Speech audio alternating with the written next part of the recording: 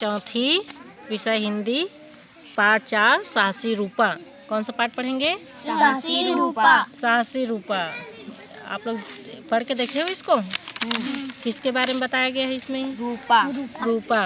रूपा कैसी लड़की है? सीधी सादी शर्मीली लड़की है जो चुप चुप रहती है ना? हाँ, किसी से ज़्यादा बात भी नहीं करती है। आप लोग इस पाठ को पढ़े होंगे तो थोड़ा बहुत समझ में आया होगा ना? तो चलो उसको और अच्छा से जानने की कोशिश करते हैं। तो इसमें पाठशाला में एक नई लड़की ने प्रवेश लिया। स्कूल में पाठशाला किसको बोलते हैं? जहाँ तुम पढ़ने आते हो, विद्या ग्रहण करने आते हो, उसी को पाठशाला बोलते हैं क्या? हाँ, तो एक नई लड़की वहाँ प्रवेश लेती है। अध्यापिका जी ने कक्षा से उसका परिचय कराया। क्या परिचय कराया? कि यह लड़की है वो कौन है? रूपा। रूपा है, यह इसी कक्षा में पढ़ेगी। फिर वे रूपा से बोली, रूपा तुम्हारी सहेलियाँ तुम्हें बता देंगी कि वे कौन कौन से पाठ पढ़ चुकी हैं। फिर वे रूपा से बोली, रूपा तुम्हारी सहेलियाँ तुम्हें बता देंगी कि वे कौन कौन से पाठ पढ़ चुकी हैं। कोई कठिनाई होने पर वे तुम्हारी सहायता भी करेंगी, है ना? तो अध्यापिका जी है, मैडम जी है, वो इसको उसकी कक्षा में लाती है और बताती हैं कि ये इसी कक्षा में पढ़ेगी। सब बच्चे लोग को बताती है, ठीक है? और कहाँ तक पढ़ चुके हो वो सब तुम्हारे सहपाठी लोग बता देंगे। आप बताओ सहपाठी किसको बोलते होंगे? सहेली लोग को नहीं, सहपाठी मतलब साथ में पढ़ने वाले बच्चे जो साथ में पढ़ते हैं ना, उनको बोलते हैं सहपाठी। नाम से ही पता चल रहा है, सह मतलब साथ, पाठी माने पढ़ने वाला। जो साथ साथ पढ़ाई करते हैं, पढ़ते हैं, वो सहपाठी कहलाते हैं, ठीक है? रूपा कम बोलती थी, वह चुप ही रहती थी। उसकी सहेलियां उससे बात करना चाहती थी, परंतु वह चुप चुप ही रहती। लड़कियों ने भी 2-3 दिन तो उससे बात करने की कोशिश की, फिर वे अपनी अपनी सहेलियों में मस्त हो गई। अब उनसे बात करने, तुम लोग भी किसी से बात करने की कोशिश करते रहते हो और वो कुछ न बोले तो कितने दिन तक बात करते हो? 2-4 बार बात करते हैं, उसके बाद में बात करना छोड़ देते हैं, क्योंकि ये तो हमसे बात ही नहीं करना चाहती करके हम उससे बात करना छोड़ देते। वैसे ही रूपा के साथ भी हुआ। कुछ लड़कियां, कुछ उनकी सहेलियां उनसे बात करने की कोशिश तो कर रही थी, लेकिन रूपा चुप चुप ही रहती थी, तो वे बाकी सहेलियों में व्यस्त हो गई। उन्हें लगा कि रूपा किसी से बात करना पसंद नहीं करती। वे लड़कियां सोचती हैं कि रूपा तो हम लोगों से या हम किसी से भी बात करना पसंद ही नहीं करती है। एक दिन पाठशाला में पिकनिक का कार्यक्रम बना। सबने सोचा रूपा नहीं जाएगी, परंतु पिकनिक के दिन रूपा ही सबसे पहले विद्यालय के फाटक के पास खड़ी थी।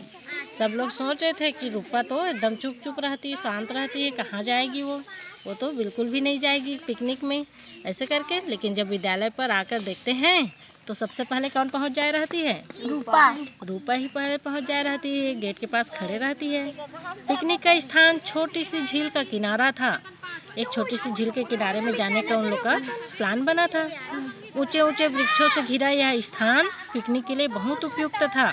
कैसा था? जिस जगह वे लोग गए थे पिकनिक मनाने, वो कैसा था? छोटी सी झील का किनारा था। ऊंचे ऊंचे क्या थे? वृक्षों से घिरा यह स्थान पिकनिक के लिए बहुत ही अच्छा था। पहाड़ी स्थल होने के कारण ऊंची नीची भूमि पर खिले रंग बिरंगे फूल और लताएं झील की शोभा और भी बढ़ा रही थी, है ना? वहाँ पर पहाड़ी भी था, तो ऊपर नीचे के दृश्य में बहुत सारे फूल लगे हुए थे, वो बहुत ही मनमोहक थे, जो झील की शोभा बढ़ा रही थी। लड़कियों के यहाँ पहुँचते ही उनकी खुशी और ठहाकों से वातावरण गूंजने लगा। तुम लोग भी कहीं घूमने के लिए जाते हो तो कैसा लगता है? और पहुँचते ही क्या करते हो? सब हंसते खिलखिलाते हो, इधर उधर देखते हो, अपने सहेलियों से, अपने दोस्तों से बातें करते हो, है ना? सभी इधर उधर दौड़कर अपने लिए अच्छे से अच्छा स्थान खोजने लगी। यहाँ पास बैठेंगे, यहाँ पास रहेंगे, यहाँ खेलेंगे, ऐसे सब जगह ढूंढते हो ना, वैसे वे लोग भी ढूंढने लगी। अध्यापिका जी ने एक सुंदर जगह देखकर दरिया बिछवा दी। कुछ लड़कियाँ वहीं बैठकर हंसी मजाक करने लगी, कुछ इधर उधर घूमकर प्रकृति की शोभा का आनंद लेने लगी। कुछ लड़कियाँ वहीं पास बैठकर देख रही थी, बातें कर रही थी, और कुछ है वो इधर उधर घूम रही थी। रूपा आज भी अकेली थी। घूमने गई थी, वहाँ भी रूपा अकेली बैठी थी। वह अपनी सहेलियों से अलग घूम रही थी। वह अलग से अकेली घूम रही थी। वह सुंदर सुंदर फूलों को देखती, उसकी ओर हाथ बढ़ाती, पर बढ़ा हुआ हाथ फूलों को सहलाकर पीछे आ जाता। फूलों को सहलाते हुए ऐसे चलते चलते फूलों को ऐसे सहलाती थी, फिर अपना हाथ पीछे ले आती थी। वह फूलों की क्यारियों से होती हुई लताओं के पास जाकर बैठ गई। बहुत सारा फूल की क्यारी लगी हुई थी। उधर से होकर जाते हुए लताओं के पास, बेलाओं के पास जाकर वो बैठ जाती है। रूपा मन ही मन उस स्थान के सौंदर्य की प्रशंसा कर रही थी।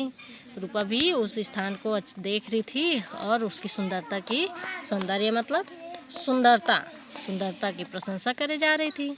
अचानक छपाक की आवाज़ हुई और एक चीख गूंज गई। रूपा उठकर तेजी से आवाज़ की ओर दौड़ी। जैसे ही छपाक की आवाज़ सुनाई दी, किधर दौड़ी रूपा? आवाज़ की ओर दौड़ी। झील के एक किनारे पर उसे एक सफ़ेद कपड़ा सा दिखाई दिया। वह उधर ही दौड़ने लगी। पास पहुंचते ही उसे बचाओ बचाओ की आवाज़ सुनाई पड़ी। जैसे ही वो आवाज़ की तरफ पहुंची तो बचाओ बचाओ की आवाज़ सुनाई पड़ी। उसने देखा कि उसकी शांति सहेली झील में गिर गई है। क्या देखा उसने? क्या देखा? कि उसकी जो सहेली है शांति, वो झील में गिर गई है। वास्तव में झील के उस स्थान पर पानी कम और कीचड़ अधिक था। पानी कम था उस जगह पर जहाँ पर शांति गिरी थी। क्या था? कीचड़ ज़्यादा था। एक तरह से झील का वह भाग दलदल बना हुआ था और लोग उस तरफ बहुत कम जाते थे, क्योंकि उधर जाना खतरा ही था। रूपा ने जोर से आवाज़ लगाई, बचाओ बचाओ। उसने शांति से कहा, तुम धैर्यपूर्वक खड़ी रहो। अब रूपा भी जोर से चिल्लाती है। वो देखती शांति गिर गई है। तुम लोग भी अपने सहेली को, किसी को ऐसी मुसीबत में फंसे देखोगे, पहले दूसरे लोगों को आवाज़ दोगे नहीं, इधर आओ ये गिर गई है तो बचाओ बचाओ। ऐसी तो रूपा भी अपने सहेली को बचाने के लिए आवाज़ लगाती है। और वो शांति से भी कहती है, क्या कहती है? कि तुम धैर्यपूर्वक खड़ी रहो, मैं अभी किसी को बुला लाती हूँ। परंतु शांति हाथ पांव पटक रही थी। डर के मारे वो हाथ पांव को पटक रही थी। इससे वह कीचड़ में और भी धंसती जा रही थी। पानी कम था, पानी रहता तैर कर निकल जाती, लेकिन वहाँ तो पूरा दलदल था, कीचड़ था, तो वो और धंसते जा रही थी नीचे तरफ। रूपा ने एक क्षण को सोचा और वह अपने थैले में से फल काटने का चाकू लेकर पास की लता को जल्दी जल्दी काटने लगी। जैसे ही लता कटी, उसने उसे जोर से शांति की ओर फेंका और चिल्लाई, इसे पकड़ लो, इसे पकड़ लो शांति, इसे दोनों हाथों से कसकर पकड़ लो। हाँ, तो एक लता को उसके तरफ, बेला लता जानते हो ना, पेड़ में बेला रहता है, एकदम मजबूत रहता है, जिसमें आप लोग भी घास वगैरह बांध कर लाते हो नहीं खेत तरफ से, तो वैसी लता को काट कर शांति की तरफ फेंकी। देखो चित्र में दिख रहा है। और उसको बोलती है, इसे अच्छा जोर से पकड़ लो, कस कर पकड़ लो शांति, इसे दोनों हाथों से कस कर पकड़ लो। शांति ने लता पकड़ ली और कीचड़ में पाँव मारने लगी। रूपा ने कहा, इसे पकड़े रहो, पाँव मत मारो, मैं तुम्हें धीरे धीरे अपने तरफ खींचूंगी। अब रूपा है शांति को अपने तरफ धीरे धीरे खींचने लगती है। रूपा लता को अपनी ओर खींचने लगी। इससे हाथ जगह जगह से कट रहे थे। अब उससे कभी वो एकदम, उसका हाथ नाजुक था, कभी ऐसा काम नहीं कर रही थी, है ना, तो उसको जब खींची थी तो उसका हाथ जगह जगह कट रहे थे। उसका कुर्ता भी फट गया था, परंतु उसने किसी बात की परवाह न की। शांति को बाहर लाना कोई आसान काम न था, पर रूपा ने हिम्मत नहीं हारी और धीरे धीरे उसे खींचती रही। शांति को भी अब अपने बचने की आशा हो गई। वह धैर्य से लता को पकड़े रही और आगे बढ़ते गई। बीच बीच में रूपा बचाओ बचाओ भी चिल्लाती रही, ताकि आसपास में कोई भी लोग होंगे वो आ जाए करके वो चिल्ला रही थी, बचाओ बचाओ करके। लोगों ने बचाओ बचाओ की आवाज़ सुनी तो वो इधर दौड़े। अब कुछ लोग वहीं पास में रहे होंगे, उन लोगों ने आवाज़ सुनी, रूपा की आवाज़, तो वे आवाज़ की तरफ दौड़े। रूपा बहुत थक चुकी थी। उसके शरीर से पसीना बह रहा था, उसका मुंह लाल हो रहा था, पर भी वह लता को खींचे जा रही थी। लेकिन उसके मन में क्या था? अभी लता को बचाना उसकी सबसे बड़ी जिम्मेदारी थी। कैसे भी करके उसको बचाना है करके उसको खींचे जा रही थी। खुद थक गई थी, लेकिन उसको खींचे जा रही थी। उसी समय अध्यापिका तथा झील का एक चौकीदार वहाँ पहुँच गए। उन्होंने रूपा के हाथों से लता ले ली और शांति को खींचने लगे। अब रूपा के हाथ से उन्होंने जो बेला था जिसमें रूपा खींच रही थी ना शांति को, उसको अब उसके अध्यापिका जी ने पकड़ लिया और चौकीदार आए थे उन्होंने, और वे शांति को खींचने लगे। शांति कीचड़ से निकल आई और घसीटती हुई सूखी ज़मीन पर आ पड़ी। जैसे ही कीचड़ से निकली वो सूखी ज़मीन पर लेट गई। रूपा बेहोश हो गई थी क्योंकि वो बहुत थक चुकी थी ना रूपा। इतने में अन्य लड़कियां वहां पहुंच गई। रूपा के मुंह पर पानी के छींटे मारे गए। वह होश में आ गई। पानी के छींटे मारते ही कोई बेहोश रहता है तो क्या करते हैं, उसके मुंह में पानी छींटा मारते हैं तो उठ जाते हैं, है ना। तो वो होश में आ जाती है। शांति का शरीर कीचड़ से लटपट था, पूरा कीचड़। कीचड़ किसको बोलते हैं हम लोग, क्या बोलते हैं कीचड़ को? कचड़ा। कचड़ा। गीला मिट्टी को क्या बोलते हो? कीचड़। कीचड़ ही बोलते हो, चिखला नहीं बोलते हो? तो वो कीचड़ से पूरा लथपथ हो गई थी। सब तरफ उसके शरीर भर कीचड़ ही कीचड़ हो गया था। उसे भी कई खरोंचें लगी थी पर वह होश में थी। शांति सबको पूरी बात बता रही थी और सभी लड़कियां रूपा को प्रशंसा भरी दृष्टि से देख रही थी। अध्यापिका जी ने रूपा की पीठ थपथपाई। शांति ने उसको धन्यवाद देते हुए कहा, आज तुम न होती तो मैं अपने प्राणों से हाथ धो बैठती। मतलब वाकई में आज रूपा नहीं रहती तो क्या होता शांति का? वो तो दलदल में पूरा क्या हो जाती? डूब जाती, धंस जाती, है ना। तो मैं अपने प्राणों से हाथ धो बैठती, मतलब मैं आज अपना जान गंवा बैठती अगर तुम ना होती तो। किसको बोल रही है? रूपा। रूपा को बोल रही है। वह तुम्हें हम तुम्हें अभिमानी समझती थी पर तुम तो सच्ची मित्र निकले। हम तो तुम्हें घमंडी है, अभिमानी है ऐसे सोचते थे। किसी से बात नहीं करते हो तो वैसी होगी सोचते थे, लेकिन तुम तो एक बहुत ही सच्ची मित्र हो।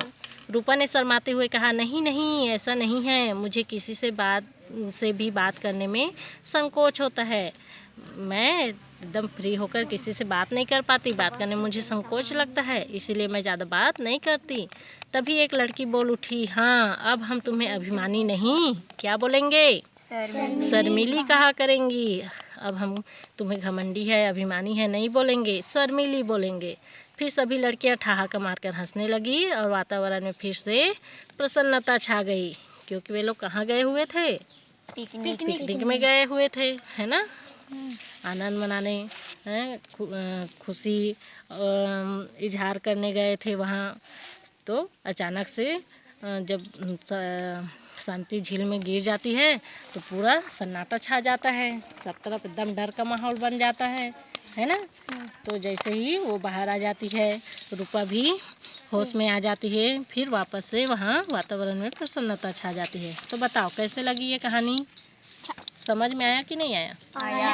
आया ना। चलो ठीक है।